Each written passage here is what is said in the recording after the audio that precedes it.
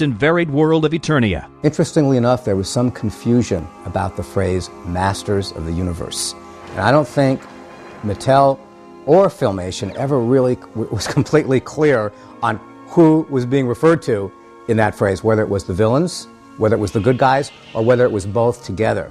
And I suspect there was probably some sort of shift or revision on that thinking, because my first script referred to the villains as the Masters of the Universe, and subsequent scripts referred to the heroes. But in my personal mind, as I think of it this day, they're all the Masters of the Universe. There's the good Masters versus the evil Masters. Together we defend Castle Grayskull from the evil Masters of the Universe. I remember going down to Hawthorne, to the Mattel offices, with a group of writers and producers for the show to see the He-Man dolls for the very first time. And we were taken into a room there, and the whole product line was showed to us, along with a lot of development artwork. And it looked very interesting. It looked like Buck Rogers, like Flash Gordon, a little bit of Star Wars, like a big amalgam of a lot of the fantasy movies of the day. Everything from a little bit of the Sinbad movies by Harryhausen right up to Battlestar Galactica and things like that. Spacemen, monsters, wizards, the whole thing.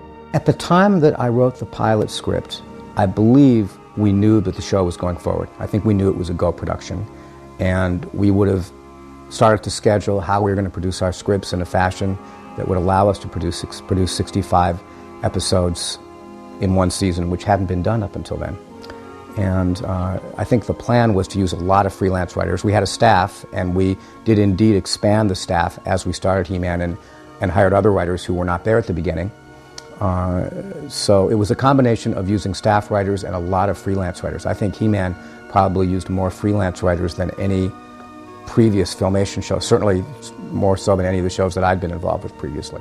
I first learned about He-Man when Arthur Nadell called me in to talk about it. He was going to be the producer and the story editor, and he said, "We have a new show coming up. It's something that really hasn't been done before. Are you interested in writing episodes about it?" I said, "What? They're just going to be like what? Long commercials?" No. We'll have real stories. Frankly, from a little girl on, I always loved superheroes. You know, Superman was my hero, and the next thing I knew, I was in a meeting, and there were about 10 of us around the table, and they were explaining what the concept was. I was the only woman in the room, and I understand I was the only woman writing these at all.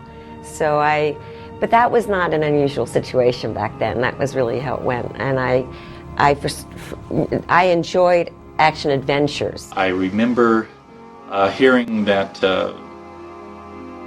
Filmation was working on this project with Mattel Toys, and that is based on some toy characters, some action figures they had. When I heard about it, I went looking, found DC comic adaptation or early story, I think a couple of issues. Saw what the characters looked like. I looked in the toy store, saw what the characters looked like, and said, oh, this could be interesting. This could be really fun. The thing that was really exciting to me was that we were creating something absolutely new and different, and in a format that was new and different. One of the main things we were faced with in this project, once I had agreed to stay there to get the series rolling, was building the stock library that we had had before in our history. In order to do that, we had been over to Mattel, and they had introduced us to some typical models in makeup that they were going to tour around the country to promote the toys. And of course we couldn't use those. I went with an assistant from one gymnasium to another trying to find bodybuilders, both male and female, that would sort of fit the bill of He-Man, and we interviewed them. We tested them for agility, for jumping and rolling and twisting, so that they weren't just totally muscle bound. And we shot an extensive library. We did a storyboard on it first of the shots that we wanted, and we filmed this library to of each character. And from there, we went ahead and had our layout artists and character design artists follow Mattel's designs. And then we started introducing the action, the talking pieces, and with He-Man there was a lot more action because of the situation, his character. That took a while, and we only had a few artists, as I said before, that were capable of drawing those figures. But once it was completed, it was a tremendous asset. I was calling every studio in town, and I wanted to get onto a series, and the He-Man series was gearing up. They needed a lot of people. I just called up, and they said, "Come on down, take a test." And that's how my He-Man story began. Keep your fangs to yourself, Beastman. My feeling about the show was that it was great because there were 65 episodes, which meant we'd be working for probably a year. And I remember that being the promise at the beginning was, well, you're going to get a year's worth of work out of this. So, so I was very happy about that.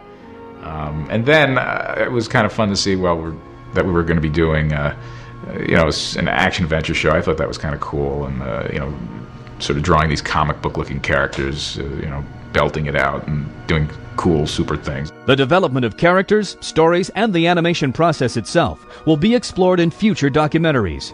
But as faithful fans know, after its September 1983 debut, He-Man became one of television's most popular animated series ever. We did the shows, and they were syndicated, and the shows went through the roof. The networks then really got mad at me because I almost blew ABC out of the water for Saturday morning because we did so well that they didn't do it, and we started running some of the shows on Saturday morning. They got ticked at me. Now the networks wouldn't talk to me anymore. I don't think any of us had any idea at all how huge this was going to be. I mean, maybe Lou did, but I don't know how we could have. It hadn't been done before. There had never been a show where the toys and the show came out simultaneously. There'd never been a show where there'd been 65 episodes done at once and where they were going to be broadcast daily. There had never been a huge, sort of culturally transcendent phenomenon such as He-Man. So I think this took us all by complete surprise. You know, the legacy that Filmation has to me, and it's really strange, and I didn't really discover this. Now, mind you, I'm 73 years old, and we were on a cruise, and for some reason, on the cruise, we had a butler, So the butler says to me, and I said, my husband did Fat Albert. Oh, the guy was a black kid. And I said, my husband did Fat Albert. Oh, he did Fat Albert. This butler told all the other butlers and all of a sudden, we were celebrities on that cruise. It was not a celebrity cruise, though. No, it wasn't. And I said to Lou, all these years, I let all these years go by. Well, I could have been a contender. And you know what? Now I stop people in the street. Yeah, sure. He did He-Man. Oh, yeah, he did He-Man. Yeah. She realized the power of knowing that there are people out there who saw these things and appreciated them, whose lives had been somehow changed by them.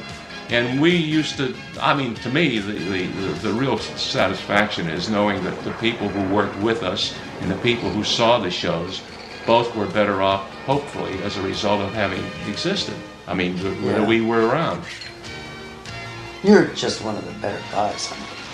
I'm not as altruistic as he is. I like the purse. Sleep. Good night, Jay. Good night, Jay.